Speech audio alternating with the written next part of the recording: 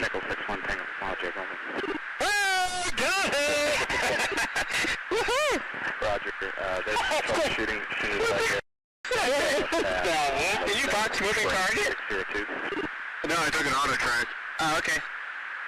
Oh my gosh, dude. Wow, look at that,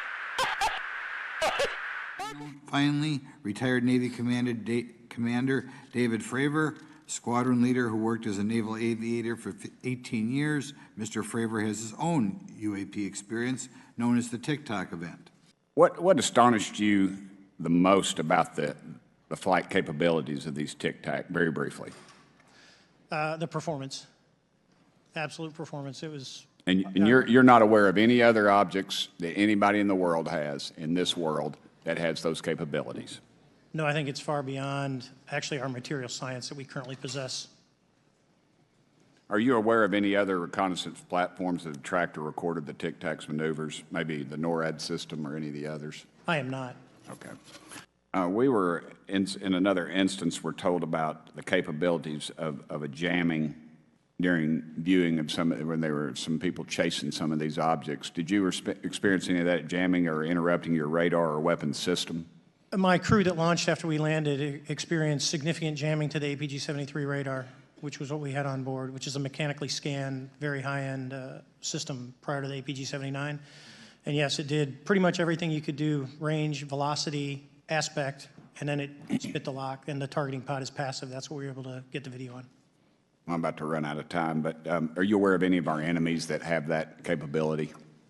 No. So we got within a half mile of the Tic Tac, which people say that's pretty far, but in airplanes, that's actually relatively close. No, it was perfectly white, smooth, no windows, although when we did take the original FLIR video that is out there, when you put it on a big screen, it actually had two little objects that came out of the bottom of it. But other than that, no windows, no seams, no nothing. A few questions for Mr. Fravor. As an expert naval aviator, have you ever seen an object that looked and moved like the Tic Tac UAP? No.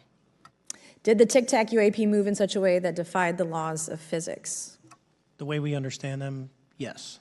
In your belief, is this flying Tic Tac, I mean, is it capable of being the product of any other nation on the earth?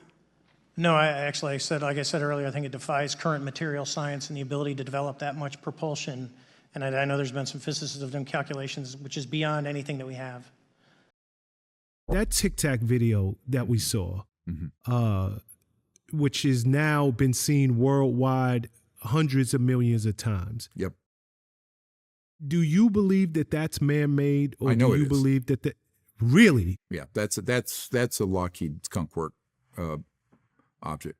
Okay, now, let me no.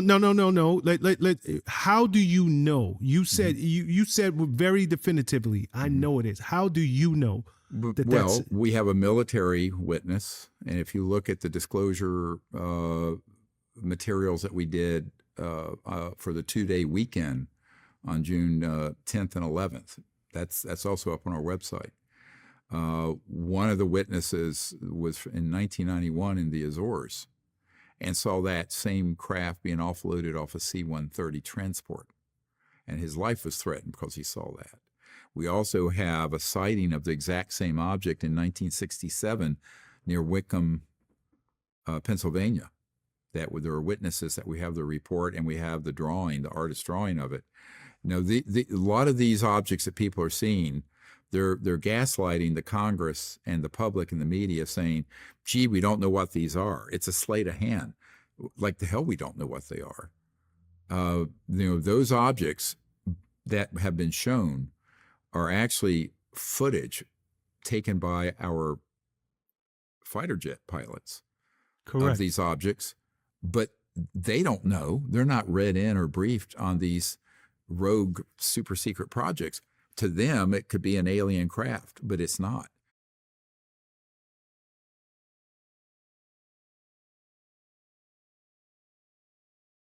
So what's going on with this?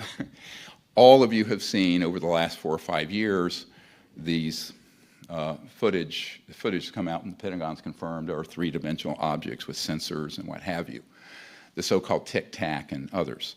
Now, I've spoken to one of the pilots who chased these objects. You've seen it on CNN, 60 Minutes, all these places.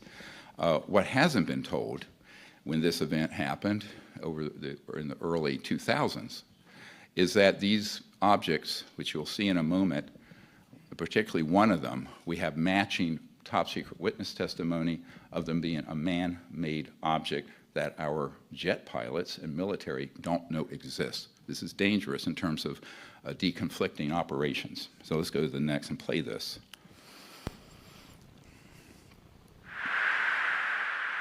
Dude, that is a fucking drone, bro.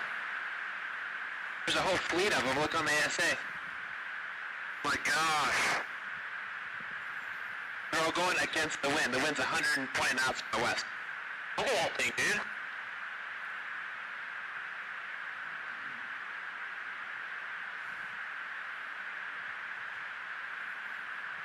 That's not our LNS though, is it? It's not. That is the LNS, dude.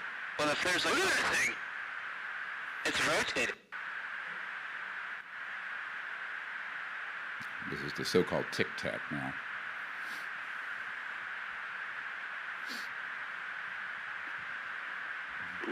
Nickel 6-1 Tango Logic. Oh, got it! Woohoo! Roger. Now, of course, this has been called an unknown UAP, what have you.